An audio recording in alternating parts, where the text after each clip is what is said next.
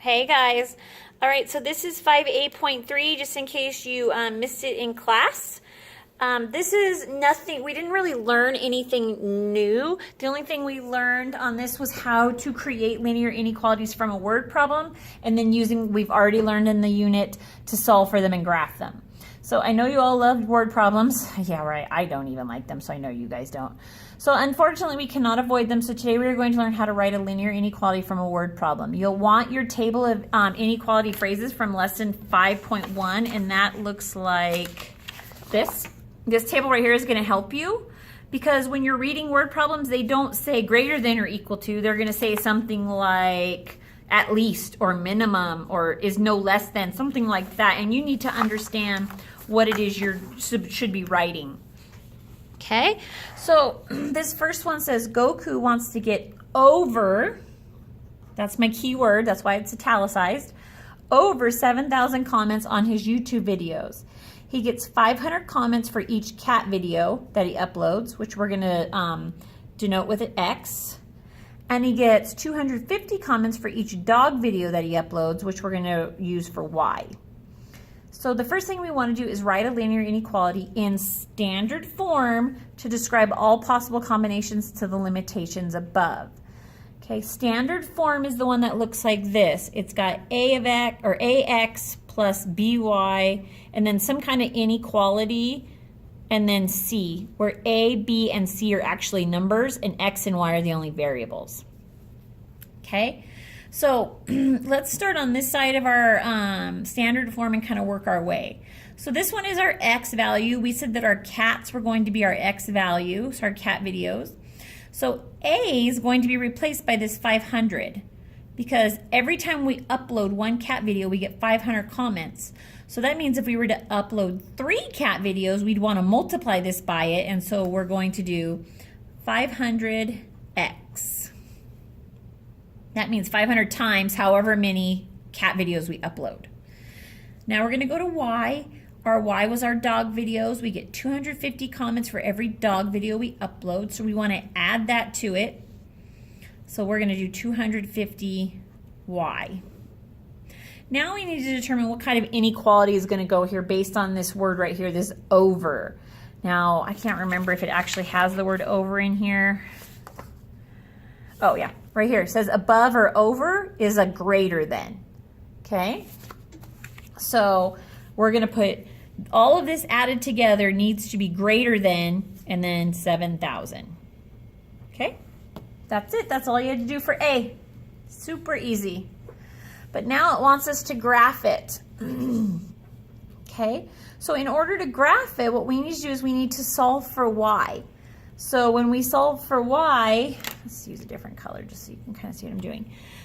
We need to get Y all by itself. Now I didn't leave a whole lot of room over here, so I'm going to write kind of tiny, so hopefully you can see it. So we've got 500X plus 250Y greater than 7,000. Move that over a little. Zoom in a little. Okay?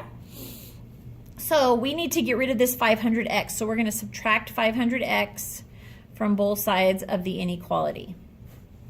500X minus 500X just leaves me with what's over here, the 250Y. It's still greater than. And now remember, we can't combine these together because this one has an X and this one doesn't. So it's 7,000 minus 500X.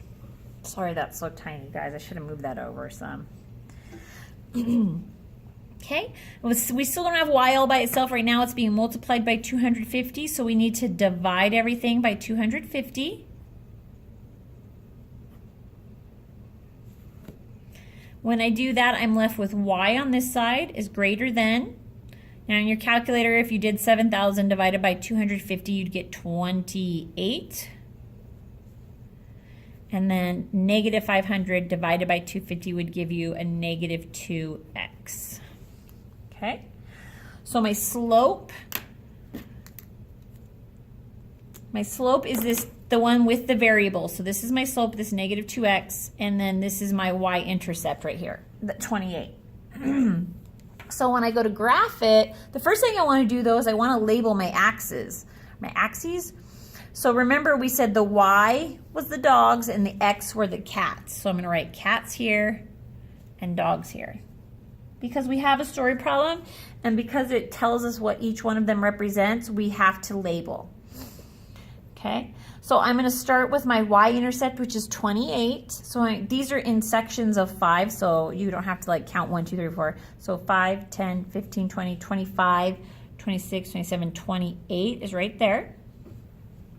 Now make sure you have a ruler handy because you're going to need one here in a second. Now my slope is -2, so that means I'm going to go down 2 and over 1. Remember we usually put a 1 under there, so my slope is equal to -2 over 1. So down 2 over 1, down 2 over 1. So 1, 2, 1, 1, 2, 1. And you could do a couple, you only really have to do 3, 1, 2, 1. You could keep going if you wanted, but you don't need to. Okay, so now we're going to connect these. Now, first of all, I need to determine, am I going to have a solid line or a dotted line? Well, this says y is greater than, so because it's greater than but not equal to, it's going to be dotted or dashed or whatever you want to do. So we're going to try and make this as straight as we can with some dashed lines or with a dashed line, just like that. Okay? And then we need to shade. So this says y is greater than, so we would shade everything above that line. Okay, it's going to look like that. And that's the answer. That's all it wanted. I did want to talk to you guys about what these intercepts represent, though. So this one right here and this one right here, these intercepts, the y-intercept and the x-intercept. Let's talk about those really quick. This point right here is 0, 28. This point right here is 14, 0. Okay. This one right here, now remember we said that dogs are y and cats are x. That means that the first number represents the cat videos and the second number represents the dog videos. So right here, this y-intercept, it represents, and I think it's a good idea to write this down, the y, or this y-intercept, my y-intercept, it represents the, in this case, the lowest amount, the smallest amount of dog videos needed